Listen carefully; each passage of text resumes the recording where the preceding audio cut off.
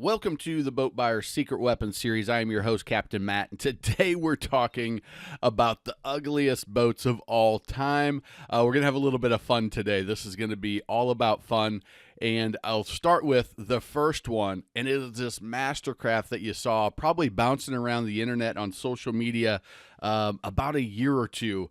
I don't know who designed the colors on this boat. It looked like my 7-year-old Emery, who loves unicorns and rainbows, put this together. But it is, in my mind, just too much. The lines are great, but all those colors just, oh my gosh, it makes me want to start having a convulsion.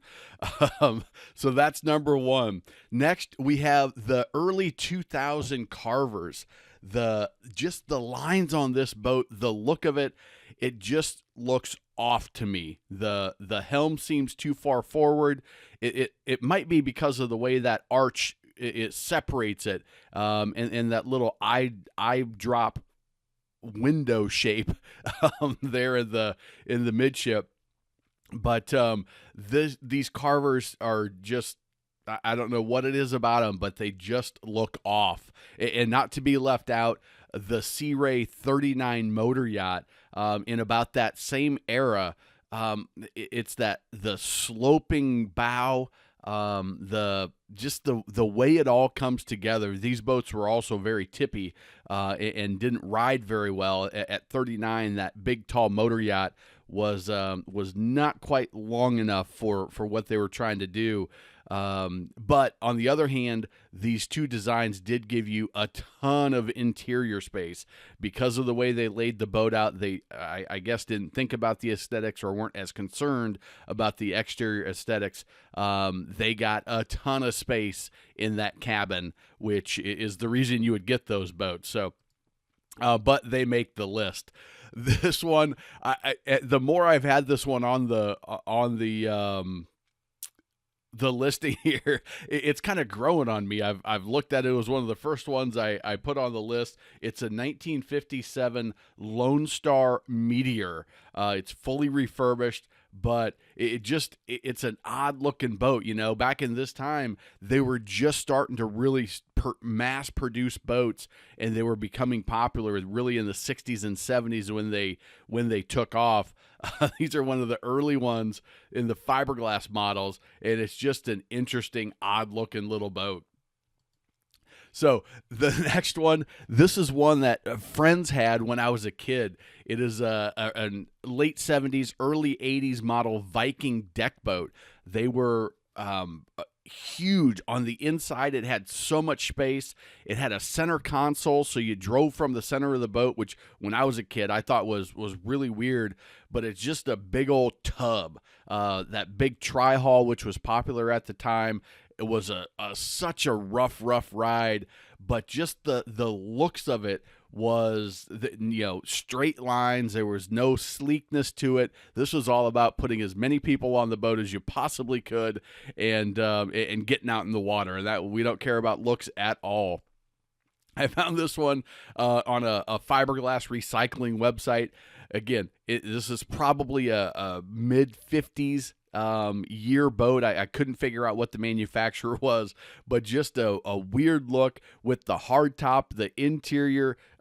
You couldn't stand up. You had to sit. It was almost like they said, hey, cars work good. Let's put a car on the water and make it into a boat.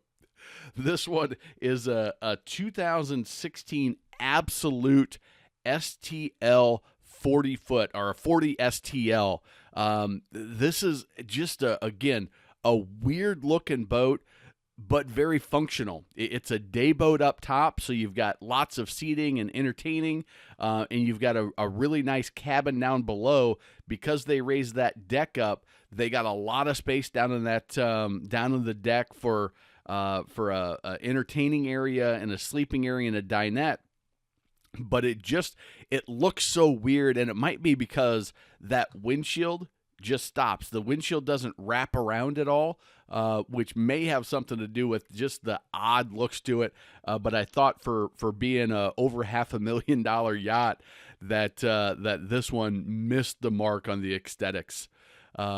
This is a 2000s, late 90s, early 2000s model Regal. Another friend that had this boat, and a guy I know currently has this boat right now. And not only do you have the bubble kind of windshield that curves around, that's an open, there's not a window there, so it is open, you get the breeze through. But this is why it made the list, is it has side view mirrors. It blew my mind when I saw that for the first time 20 some years ago, when we were out with friends and they came rolling up with their new Regal, and it had side view mirrors on both sides, and then just the bubble shape of the way the windshield wraps around and goes into the fiberglass. It just, I don't know. To me, and then you got the little cutout on the fast track, which great for performance, but when it's on the trailer, especially, just an odd looking boat. We have the U.S. Boat Expo. If you are enjoying this video, but you're looking to buy a boat, that U.S. Boat Expo is something you want to take a look at. And we have decided to make it free for a limited time, so you can get free access to those expert interviews. You're going to gain a lot of knowledge there. This is the current model of the Caravel Razor pontoon. So many things to say about this one. The colors that they put on these razors are outlandish, not my personal style, but just the overall looks of it. They've got the opportunity to do a pontoon, keep the price down, keep the weight down, but they build it with fiberglass with all these odd lines, and they take away space, they add weight, and it's just an odd looking boat with all the cutouts. They've got the fast track hull design as well, which is for performance, but just in my mind, just an odd looking boat. And then you put the bow seats up here, which I hope nobody's sitting there when you're underway, but it's just a different style of boat. I know down in Arizona, Havasu, you'll see some of these style of boats in I don't know if that's where the design came from, but in my mind, something I would stay away from. This is one, I was at a marina not too long ago and saw this old Bayliner. The cleanliness of this boat doesn't help any, but again, just a different look to the boat. If this was all cleaned up and shined up, it certainly wouldn't have made the list. But I had this in my pictures, and I said, hey, that needs to make the ugly list as well. A boat that's not maintained, no matter how pretty it started out, makes that ugly list. The new Yamaha came out with their big 27-foot, the 2750, I think is what they were calling it.